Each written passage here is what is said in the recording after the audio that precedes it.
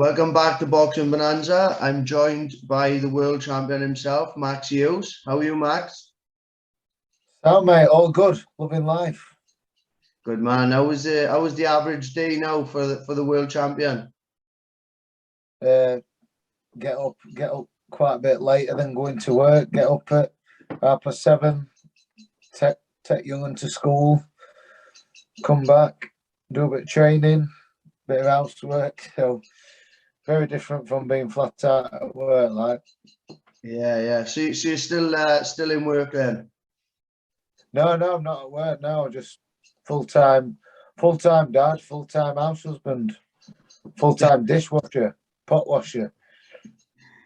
Yeah, man. It's been a little while since we spoke last. I think it was the John O'Carroll after the John O'Carroll fight that we spoke. You've just about nailed the boxing game since then. How's things been? Well, good mate. Yeah, I've keep getting win after win as an underdog and that. Keep producing goods, and now I'm full time pro, and things are a lot easier. Got a matchroom contract, so things are just looking up for me. Yeah, man, good stuff. So I'll briefly go back to your last fight. I won't go back too far, but the huge event with Ryan Walsh. Yeah, That must have been something that you'll remember for a long, long time. The whole event. yeah. Like winning the belt were a special night, and the crowd were brilliant then. But I think since that, I've become a bit more of a bigger name, a bit more known. And then, like, with it being an indoor event, the atmosphere on my ring entrance, my ring walk, were absolutely unreal. Obviously, I've got quite well known in and around Leeds, and obviously training with Josh. A lot of his supporters, they all know me now, so they all get in there earlier to watch my fight, and they all cheer for me. So I felt a bit guilty for Ryan because I like the Walshes and that, and it's not nice to see anyone get booed. But he went out. Obviously, he made the ring walk before me. He got proper booed, and and I'm thinking it's nice that everybody's here for me, but I felt for him because he got booed that much. Like, but it's part and parcel of the game, isn't it? Especially when you're own fighter and you're doing a lot of tickets. Yeah, man. These Leeds fans, they're fantastic if you're on the right side of them, but very hostile if you're on the opposite end. Yeah, definitely. Yeah, there's quite a lot of pints thrown around, and it's still unclear whether it's actually beer or whether it's piss in there. So the actual fight on paper was a tough fight, despite him coming up in the weights, and it was what I thought was going to be a tough fight, but eventually, well, I wasn't the one in there getting popped in the mouth, but I felt like you breezed it. Was it an easier night's work than what you expected? What we expected, and as long as I were on ball, then I'm easily able to achieve that sort of a performance against somebody like Ryan. If I started staying close and trying to mix it up, I would have given him more success and made it a real hard night's work because he is good. He's the outright owner at Longsdale Belt. I think he was robbed against European talent, so the losses that he's had have only come at top level. So he's a top level operator. He's the twin brother of the last guy that beat me, Liam Walsh, who he got up to fighting Javante Davis. So that's the company that he's in. So I really rate Ryan. He's had a brilliant career. I don't know if he's packing in or whether he's going to carry on. I don't know, but. I was up for that fight. Excuse me. One of them fights that I didn't think, I just need to turn up. I trained hard, give me a bit between my teeth, and thinking, I've got to be on it to beat him. If I slightly underestimate him, he'll take advantage of that. And for once, for some strange, it's not happened for a while, but I was the favourite going in that fight. the pressure were on me. I was the matchroom fighter, the home fighter, the champion. He were coming up with nothing to lose. He'd been given a golden ticket, a lottery ticket, and he come to spoil party. But I were on it, and I knew what I had to do, and I just made sure that I didn't give him anything. So it was just another good performance. Was it a kind of mixed emotions to not be the underdog for the first time?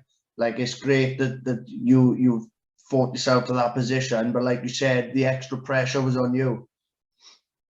I didn't let it get to me. No, I think I've been the underdog so long. That's just how I think, and that's how I approach fights. Like, I nearly forgot the belt. Obviously, my team were in dressing room, we're warming up. We got the call to make our ring walk, and then someone says, "Oh, Maxi jumps carry bell." I'm like, "Oh yes," I'd not even thought about the bell, and he's like, "I'll carry it out behind you. I'll hold it up and down." I'm like, "Yeah, fucking hell, yeah, forgot about that." But because it just wanted in my mind that it was like I was treating it as though I am the older bell, but I just think, right, put it to the side. It can be vacant for I've just got to go in there and put a dominant performance on, like when I won the belt, to make sure that it gets put around my waist after the fight. And it was a beautiful performance. Would you say it's probably the best of your career?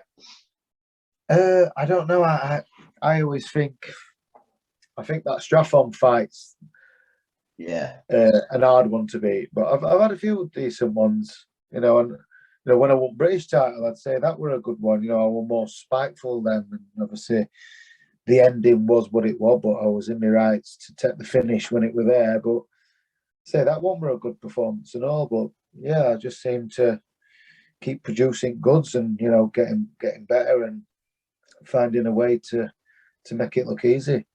Yeah, man, and it definitely did.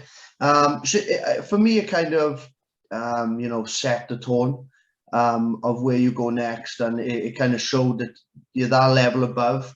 And despite the losses on your records earlier on in your career, that you are definitely more capable of mixing it with the Sharks in the division. Yeah, definitely.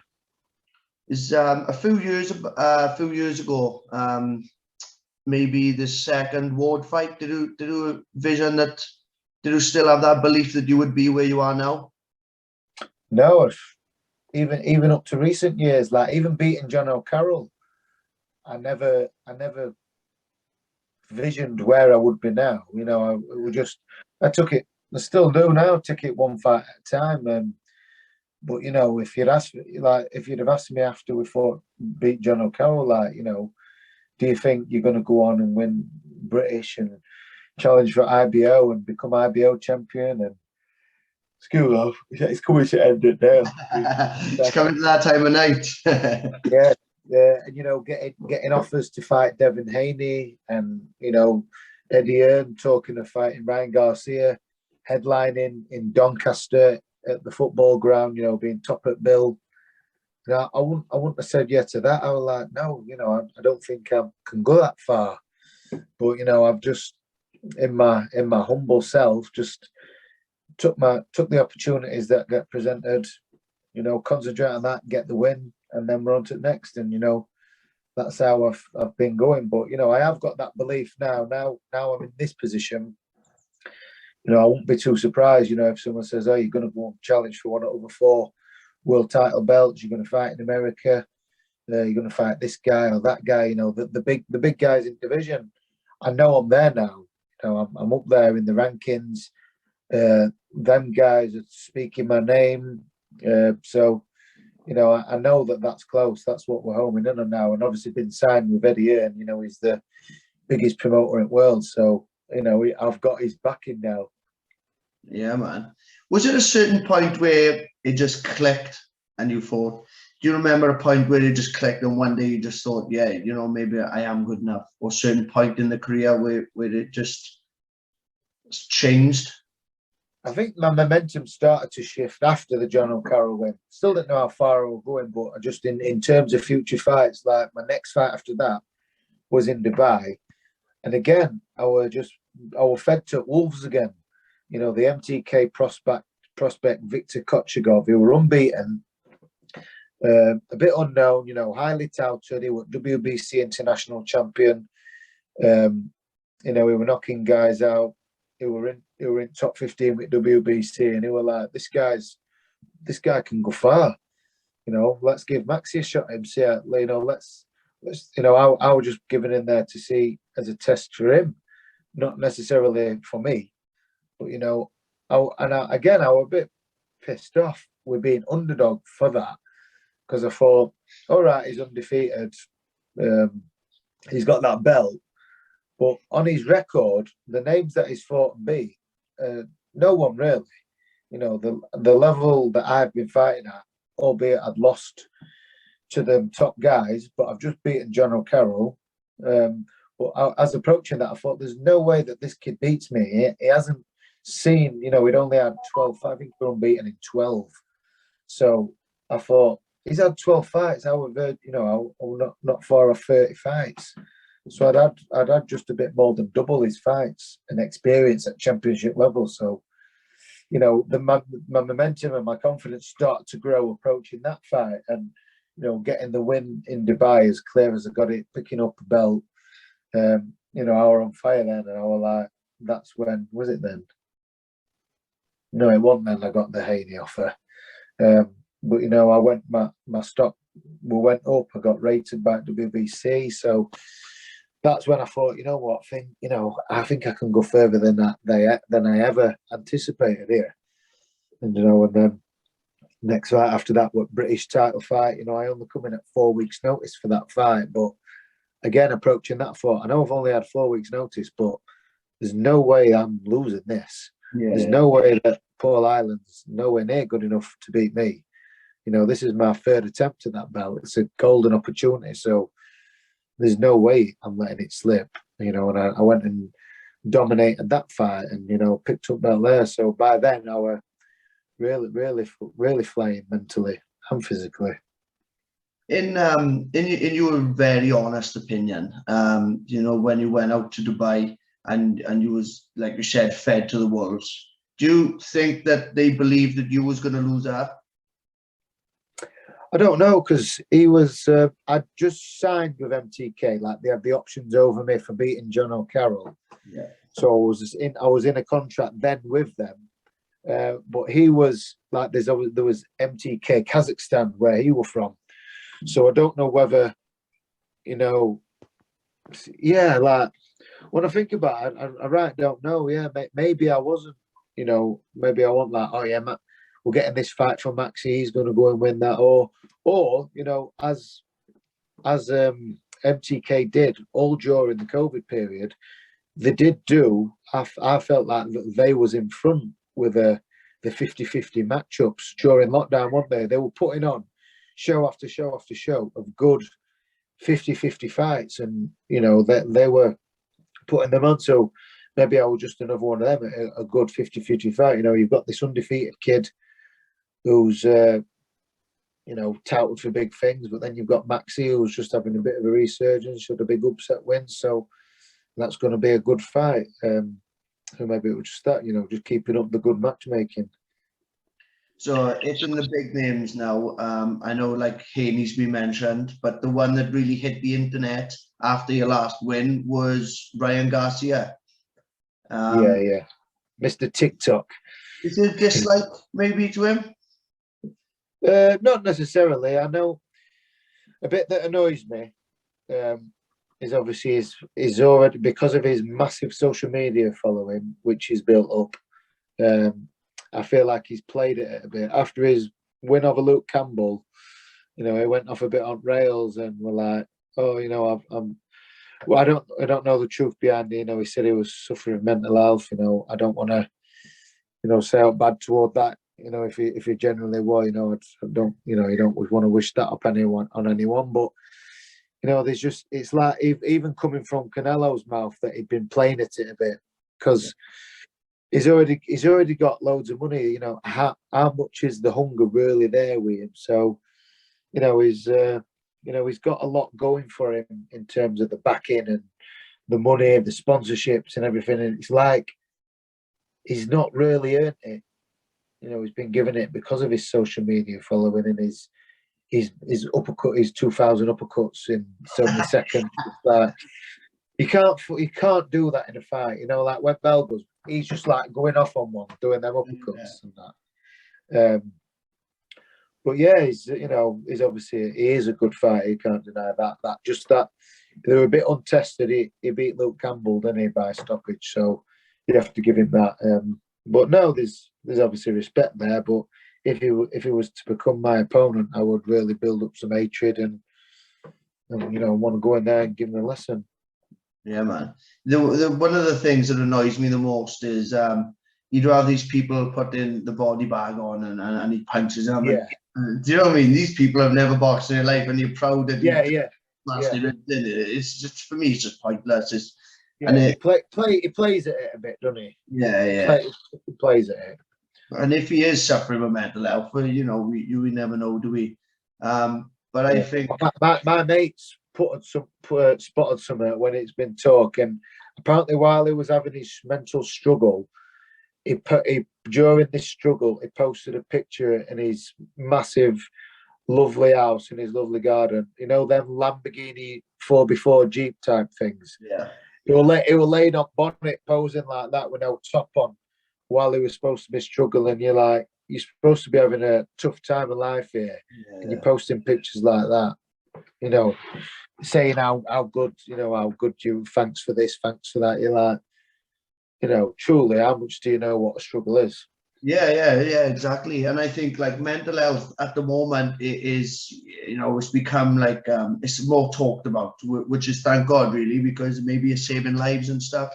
Yeah, but then, for the people who are genuinely struggling, it's been great for them. But for people who are using it as an excuse and something to do for popularity, they're wrong uns for that.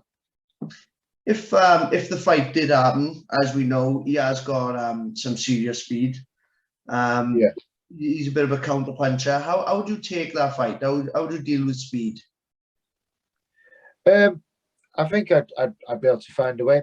My best attribute is my ability to read fighters and adjust and adapt to what they're coming in it. And I think that's what's underestimated with me. From the outside, people will watch me and go, he looks like he might be doing that a bit effortlessly, but they don't see the work that I put in and how much I practice every little detail. And there's a lot of thought going in and a lot of time and effort to keep this style and everything. But like when I fought that Mexican who when I won the belt, Giovanni Straffon, you look at his how devastating he looked against James Tennyson. He had the speed and he had the power. And also James Tennyson hit him, and we all know how much of a puncher he is. Yeah. The punches just seemed to bounce off Straffon, and he was just more bothered about landing his own. He was like, look, a bit like Golovkin in there. He was happy to take Tennyson's biggest punches to land his own, and because I remember watching, after I'd beat him, I was saying to my missus, I says, did he, he did like proper throwing him at me, wasn't he? So, I watched it back and I was like, yeah, he was proper trying to load up on shots and he was trying to take me out. But I just found a way of just, making him miss, making him pay. And even, I think I need to give myself credit about my own chin, because he did land shots. Because a few people have asked me saying, oh, what were that Mexican's power like? He was a beast, didn't he? And I was like, you know what? There's not one single shot that I could say, really hurt me. Yeah. After watching it back, I've seen the shots that land, but I can't remember them to think, that bothered me, or when he landed thinking, oh shit, don't let him hit you again, because I might get knocked out here. But I was just on it, and my chin's good, my engine, my durability, everything, everything's on point. So, going into a fight with Garcia, obviously I'm aware of what he does well. He's fast, his left hook's his danger punch. So, knowing that, it would be easy for me to make sure that my right hand's up for defence, because I always know that from round 1 to round 12, that left hook's coming, and it's coming fast to body and head, and it carries power. So, that gives me that motivation to think, for me to train hard and practice making sure that my tactics are on point for that fight. Like going back to what you said, I think like one of your best attributes is you might get hit, but you don't really take shots flush. You got this way of reading a shot enough to not get caught flush straight on. Do you know what I mean? Yeah, it's like I'm always taking sting out of it. Yeah, I think that comes again down to just our practice and being able to read my opponent and what's coming next. Just like seeing them little twitches that they do, knowing what's coming. And like I remember thinking about it before I'd had my first ever amateur fight. We travelled to another gym for sparring, and there were a kid who I travelled with who'd had 10 fights. So I was like, God, he's experienced. And then I says, I just want to be right good at like head movement, like making my opponents miss. He's like, yeah, don't worry about that. He says that comes with time. And like sitting back here, like, over 15 years later, I'm like, it was right. It's come over time. Practice catching them on the chin first. Yeah.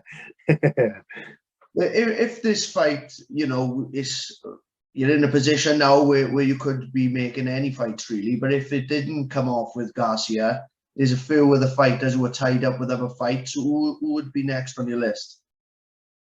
I know there's a fight I would happily take. We had a little spot on Twitter. I think at the beginning of this year, before I had Ryan Walsh confirmed, was Francisco Patera. Beat Lewis Ritson and were European champion. Yeah. He's pushing towards a world title shot. A good all round boxer. He just had a win, I think, week or 2 weeks after me. He's high up in the rankings. But ultimately for me, I've made my intentions clear. I want to fight whoever's going to pay me the most money. That's what it's about for me at this point in my career is the money fights. And obviously Garcia will be a big payer, and then beating Garcia, I should hopefully be set for life then. Yeah. He's my lottery ticket. I know I can go in there, do a job on Garcia, and I should be able to write my next check for that. Or get a big opportunity for the back of that. But ultimately, the guys who's going to pay me the most money, that's what I'm after, definitely. And I would like to win another, one of the other 4 world title belts, because people give IBO stick. I know it's not as prestigious as the other 4, so would 100% like to get my hands on one of them other 4. Yeah, man. Who do you think wins out of Kambosos and Haney? I'm fancying Kambosos, me. Obviously, he's got the home advantage, and I think coming off, if you look at both the last fights, Haney had Jojo Diaz. He did what he needed to do. He got the clear win. But the way that Kambosos has travelled around in his last few fights, obviously he came over here to box Selby, didn't he? To get mandatory for Lopez. He got messed about in build up to Lopez, with Lopez getting COVID and that. And he went to Champions Back Garden as the underdog, and he clearly beat him and hurt him at times as well. So and he got up off at canvas from being hurt himself and recovered and finished strong. So I think the momentum will be with Kambosos, and I'm backing him to win. Be a good fight, that. As a fan, I'm glad it's happening and happy to watch it.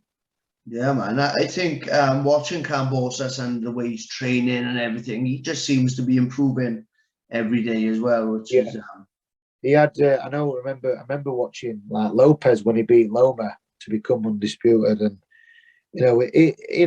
to be fair, I don't blame him. He was milking it. He were here, he were there, he were mixing with celebrities, who going to that event, getting them big sponsorship. Where it seems watching Kambosos, he pretty much he had them 2 weeks in America. He went to Haney's fight after, came home for Christmas, and he's fucking been back in gym beasting it every. I've followed him on socials, and he appears to be just straight back in gym, nothing fancy, just back to grind.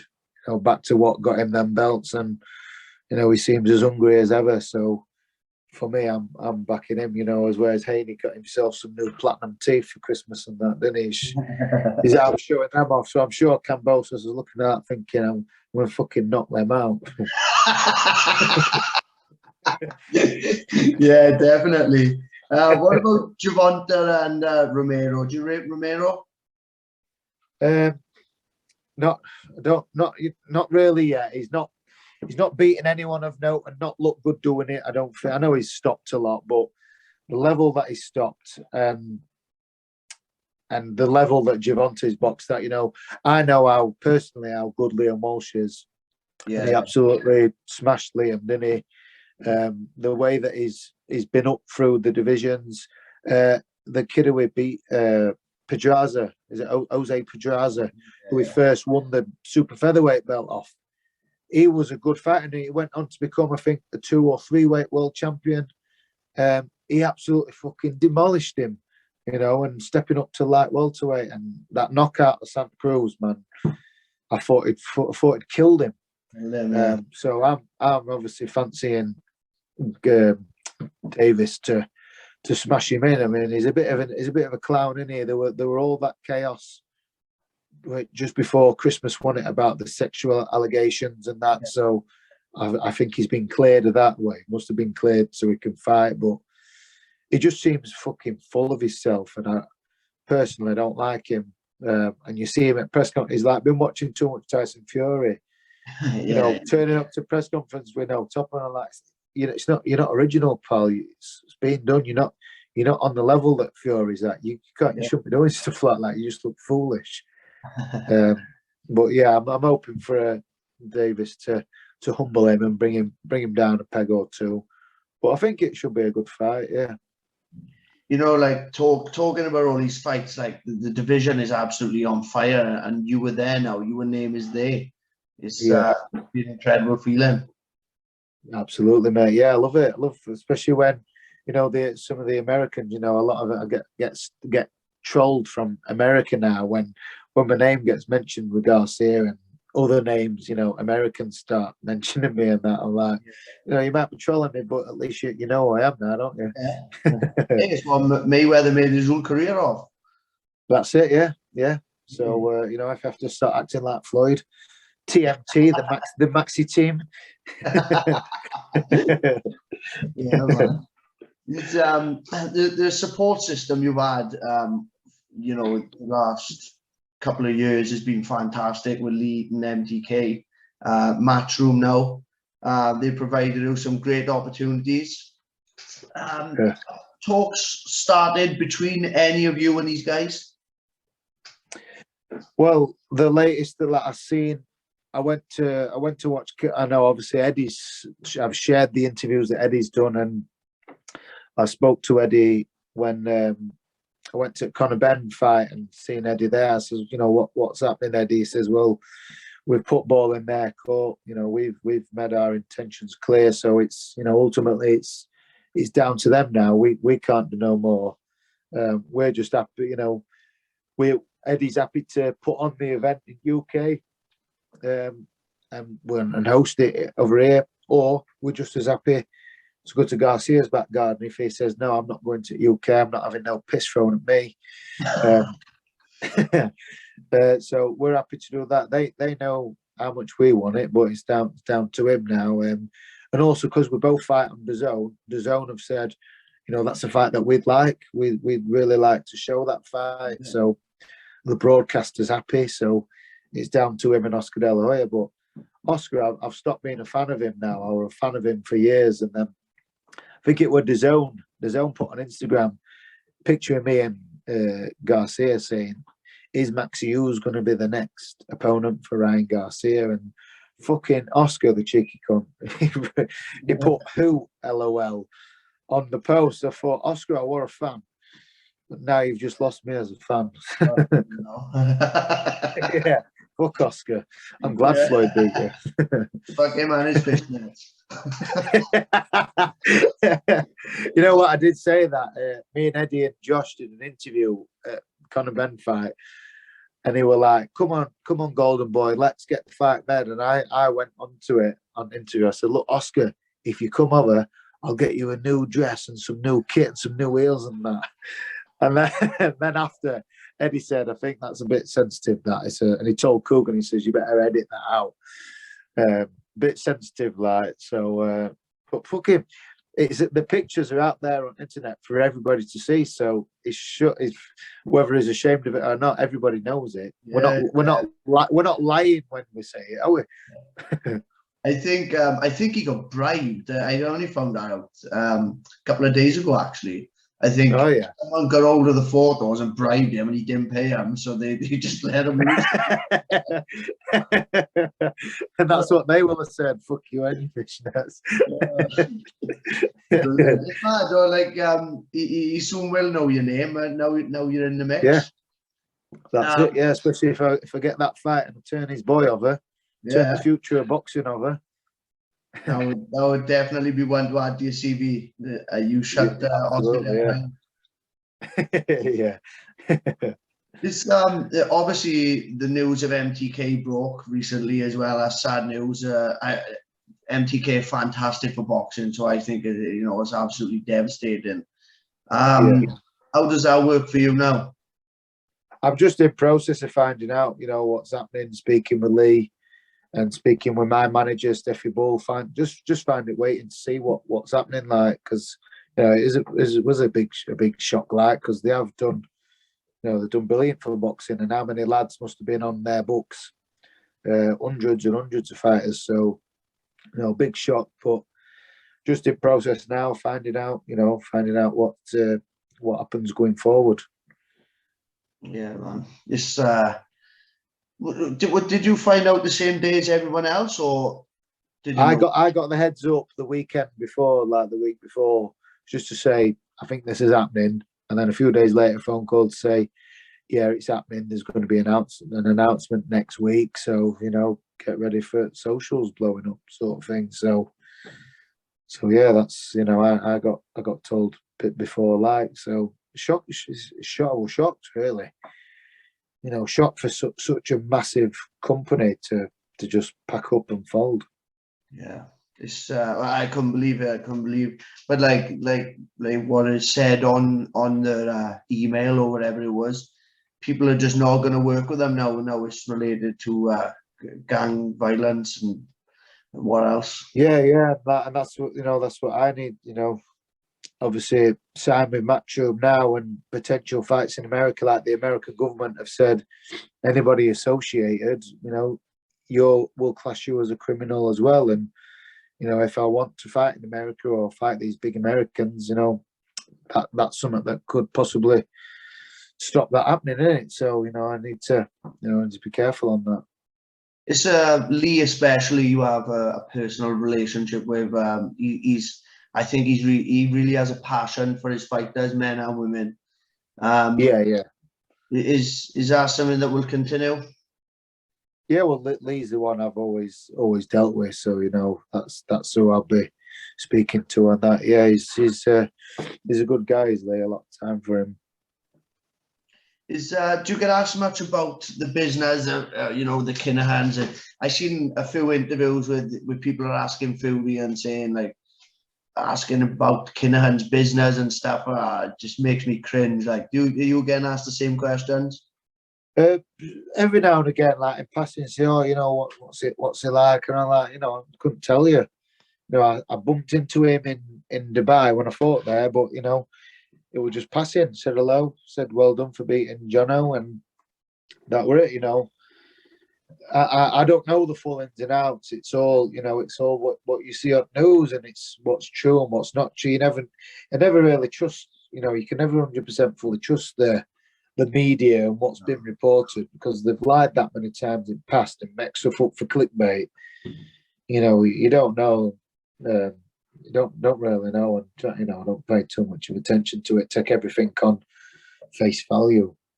Yeah, I think people want more as well, don't they? They want, like you said, like clickbait. People want that information so they can just feed it for views. Yeah, they want it so they can start talking negative stuff on Twitter and social media. That's how it becomes now, isn't it? Yeah, man. What did you think of Fury and Whyte?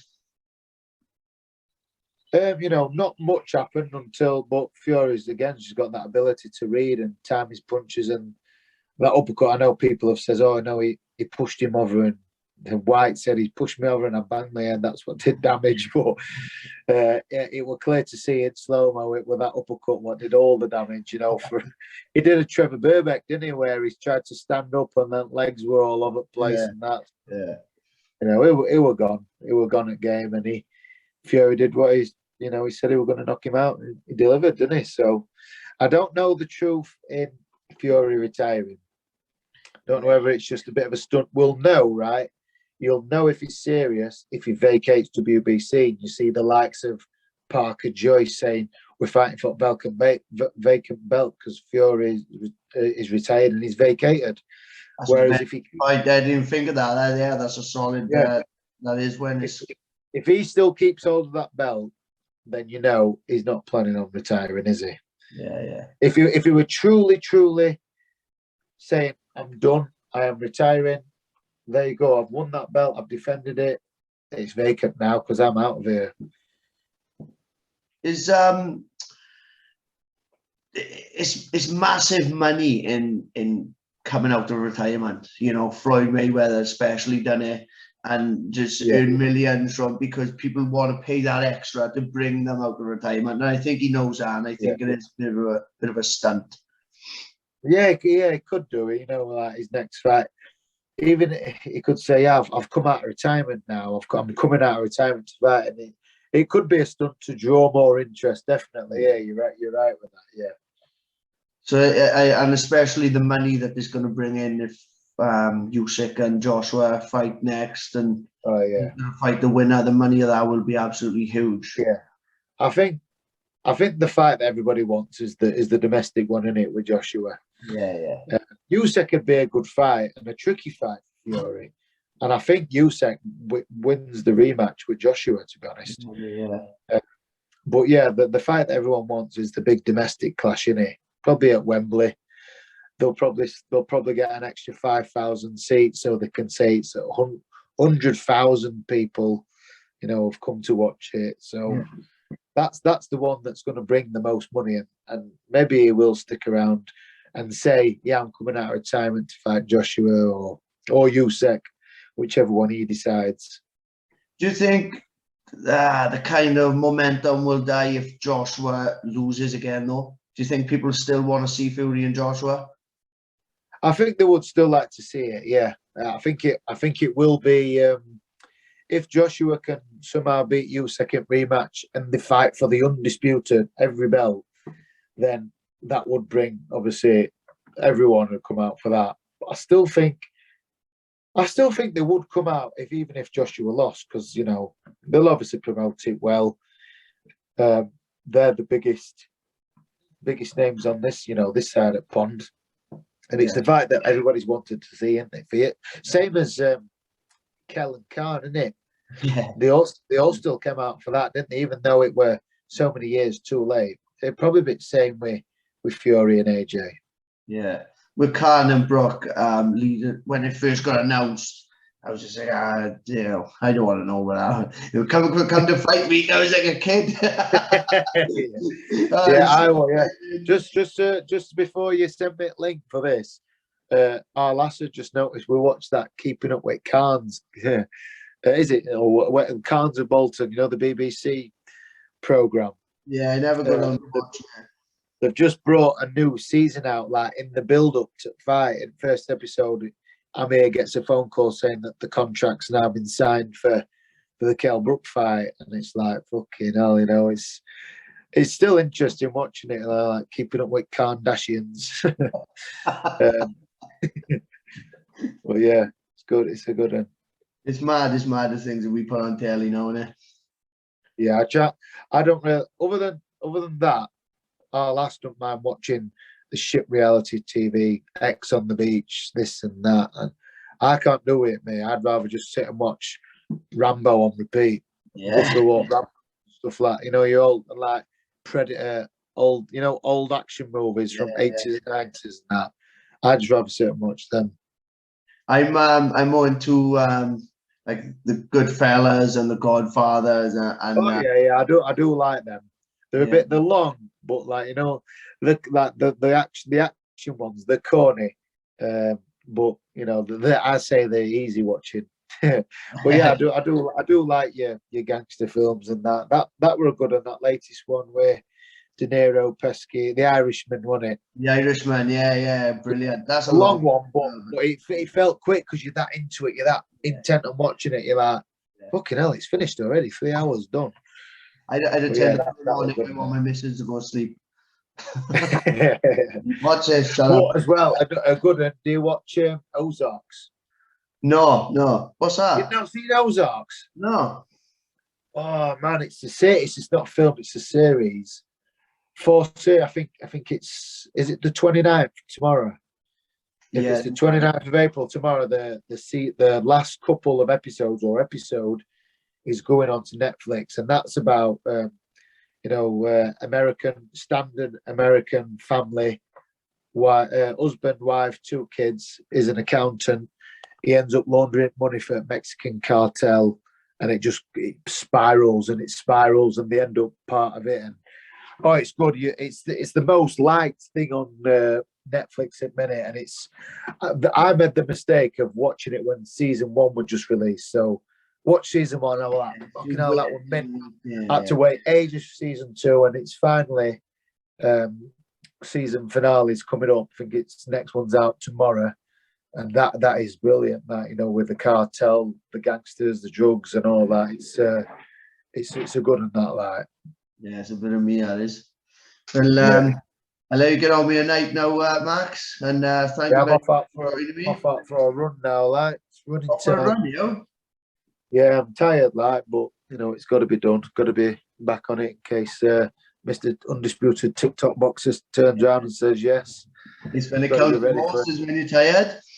Yeah. Well, and then when I've been running, I'm going to come back in garden, get on video, and throw as many fast little uppercuts as I can. Come on then, Ryan. Get a couple of kids at the garden so you can punch them in the ribs. Yeah, I might get my 3-year-old put body belt on and see if I can drop her. You won't be far off. Thank you very much, Max. It's been an absolute pleasure. Yeah, cheers, pal. See you soon. In a bit, mate. Bye.